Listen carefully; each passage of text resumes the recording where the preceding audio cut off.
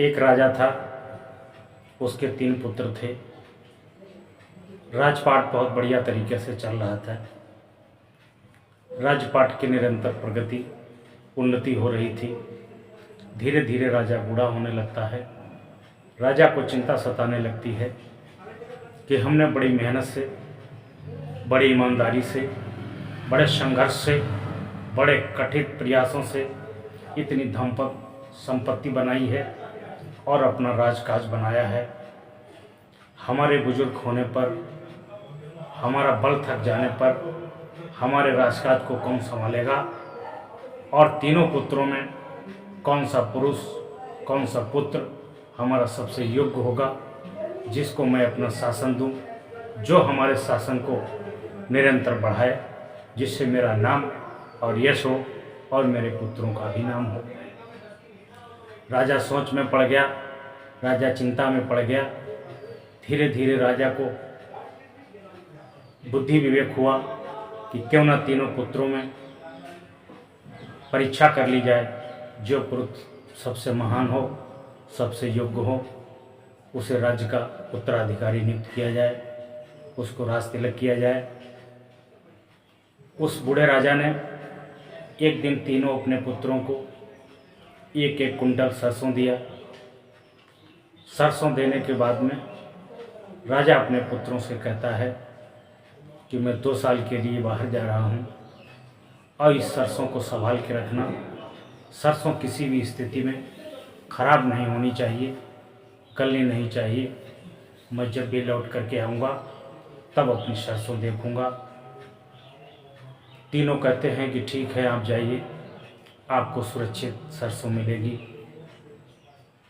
राजा का एक पुत्र सरसों को बहुत संभाल के रखता है, बहुत कायदे से रखता है कि पिताजी के आने तक सरसों खराब नहीं होनी चाहिए। राजा का दूसरा पुत्र सरसों को उसी वक्त विक्रय कर देता है और कहता है कि जब राजा साहब वापस आएंगे तो उन्हीं पैसों से सरसों खरीद कर पुनः उनको सरसों वापस कर देंगे। इस तरीके से वो सरसों को रखता है। और तीसरा जो पुत्र होता है वह उस सरसों को संभाल के रखता है। मौका और वक्त आने पर उस सरसों की बुवाई कर देता है। बुवाई करने से वही सरसों 50 टन की संख्या में होती है।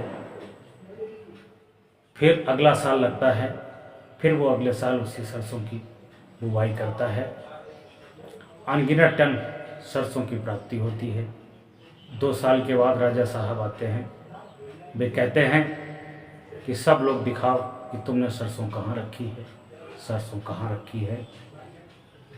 तो एक तो तुरंत जाता है, मार्केट से खरीद करके लाता है और 1 कुंटल राजा साहब को दे देता है कि जो सरसों आपने दी थी वो मैंने घर में नहीं रखी, अपनी सूझबूझ समझदारी और ईमानदारी से मैंने उसी वक्त विक्रय कर दी थी और आज मैं वही सरसों खरीद करके लाया हूँ।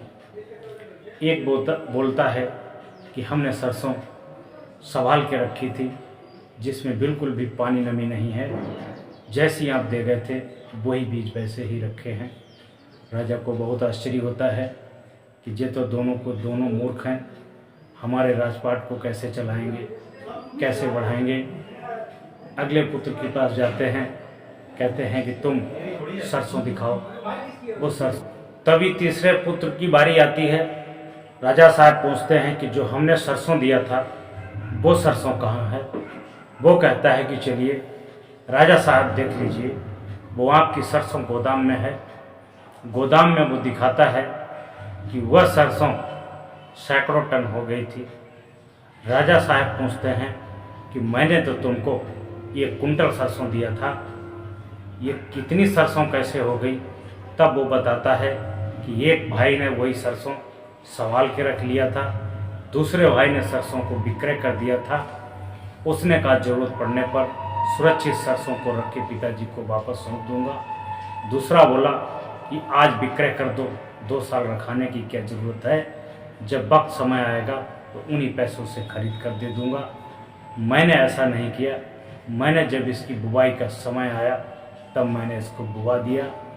जब पुनः बुवाई का समय आया तब मैंने पूरी सरसों को बुवा दिया। आज पूरा सरसों गोदाम से भरा हुआ है।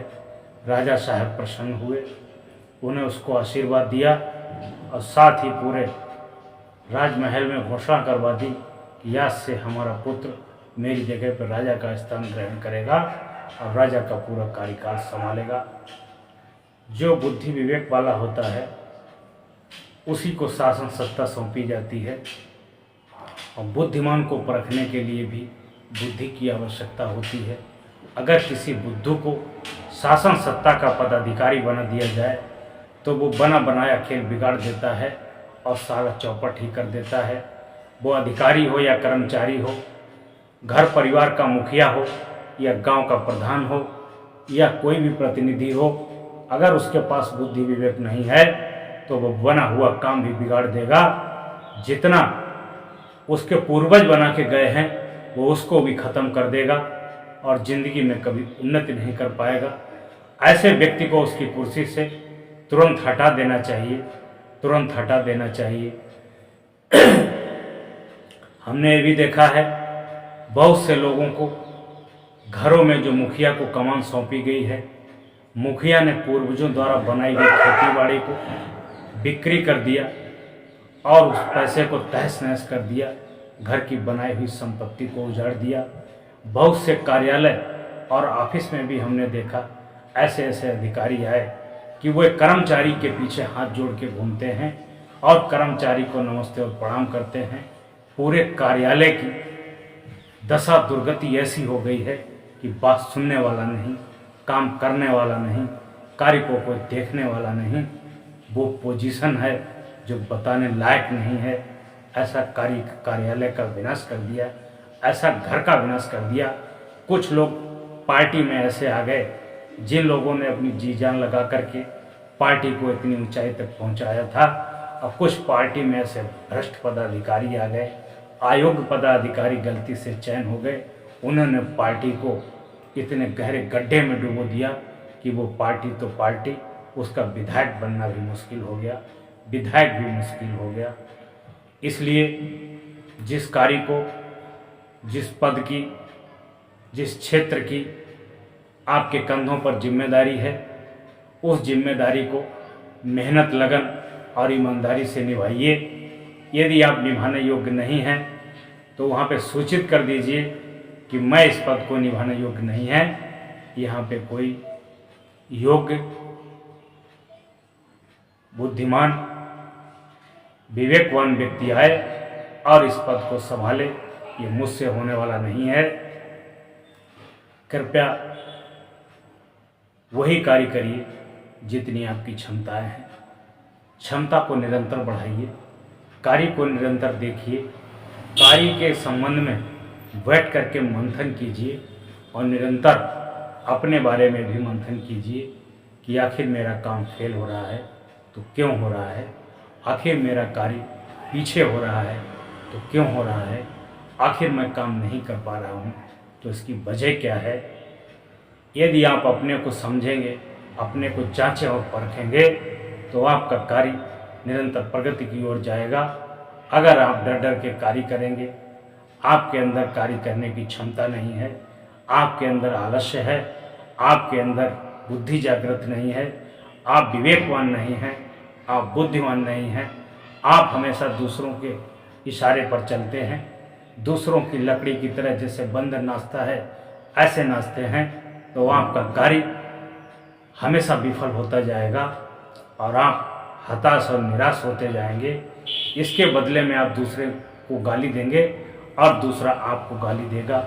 कभी अकेले में बैठकर चिंतन करना, मनन करना कि अगर आपकी असफलता है, असफलता में अगर किसी दूसरे को कारण बताते हो, ये सबसे बड़ा तुम्हारा दोष है, सबसे बड़े तुम अभागे हो। अगर असफलता मिली है तो तुम्हारे अपने निजी कारणों से मिली है। कृपया बैठ के मंथन कीजिए, उसका कारण ढूंढिए, अपने को सुधार लीजिए, अपने कार्य को निरंतर करिए, निरंतर कार्य पे फोकस करिए, फालतू की गप सप लप में समय न बर्बाद करिए। फिर देखिए आपका कार्य